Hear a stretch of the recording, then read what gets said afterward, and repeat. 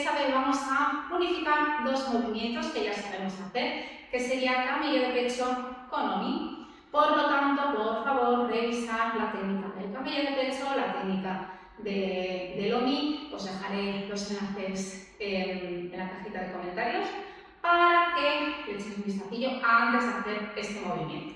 Muy bien. El camello de pecho, recordamos, proyectamos y volvemos. Proyecto, vuelvo.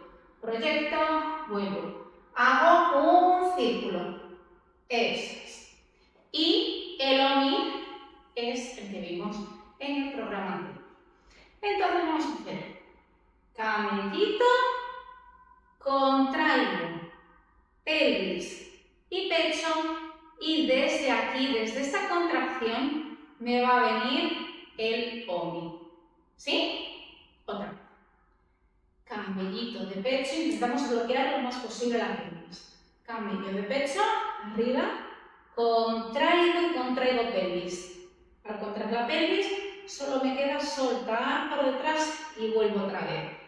1, 2, 1, 2, 1, 2. ¿Sí?